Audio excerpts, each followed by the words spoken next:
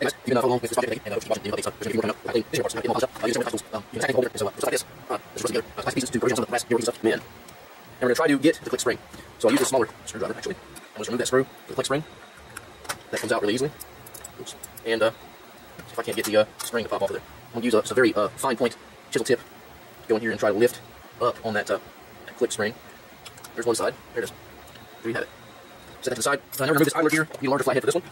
Just remove that flathead screw. It's in the middle of it. Just like this, for instance, I could struggle to get it out, but I could also just grab a pair of tweezers like this, stick my finger between them, grab it. If it wants to come out, it doesn't appear that it does. There you go. We'll set that to the side. So you'll need a flathead again. I'll go right here and just unscrew this bearing. Okay, and that's it.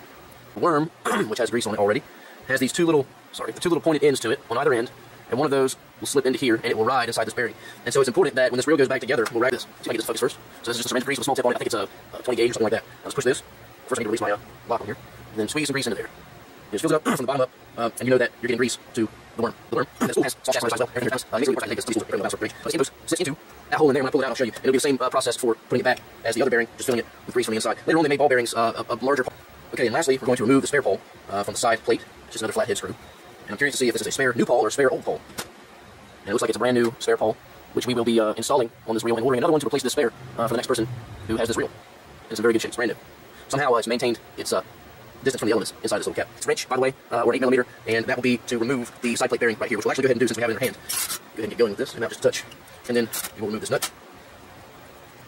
And here you see this side plate bearing. And again, same procedure going back. We can inspect the insides of these for wear, and we can try to clean that out. We will definitely touch our can, but more like a container that has a spout tip. And you can put up these little oiling divots in the bowl, we're tracking the hole, and as you squeeze your oil will come out of that end. Of course, I can't get it to happen now, I think it's jammed up. But head screw. It was a little tight.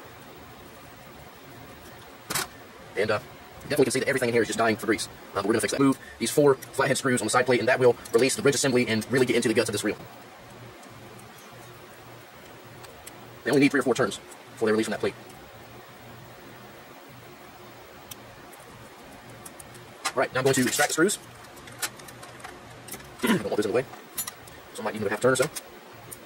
There it is. We'll set this aside. I'm going to set this down in such a way that 2 of these screws are different than the other 2. And so 2 are threaded all the way down, while the other 2 of the screw. And that's because right along this area inside of this plate we're about to go into, there are 2 springs that ride along these screws. And you can actually look at the screw for wear from the springs, but it's hardly ever a whole lot of wear because it's just scraping pressure sliding up and down that screw. So I'll set these aside, we'll zoom out.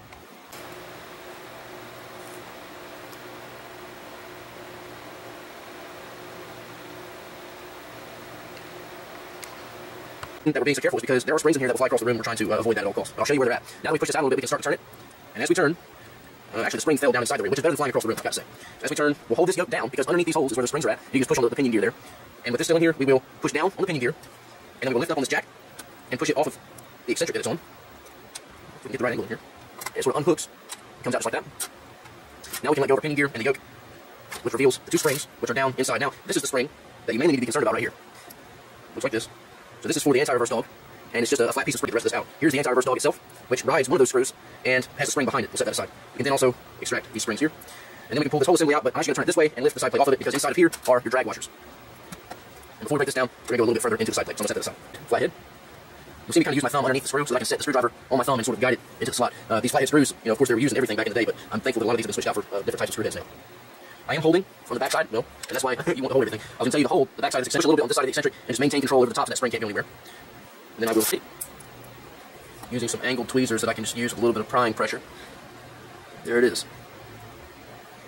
And then we can just remove this spring from the eccentric because it's just a little hook, it just drops out the bottom.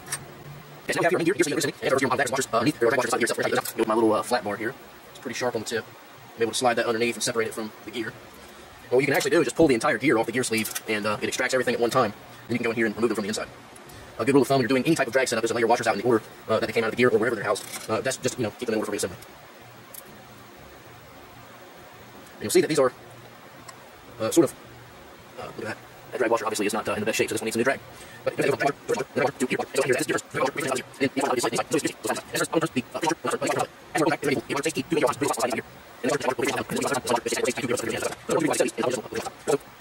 I'll show you what the last step for this is. There's a little hole right here. If I can get my camera focused. Right there.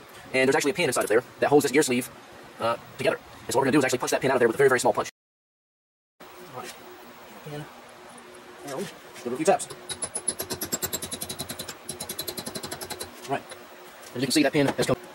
thing set up here first. There it is. Right there, little pin. Alright, so we have our pin and our gear sleeve. Pin has been removed from the hole, and this should just pull off.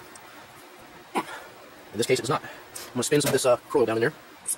You probably saw that I already applied some before I tried to extract that pin on the vise. Because these things do like to get stuck on here, especially over time. There it is.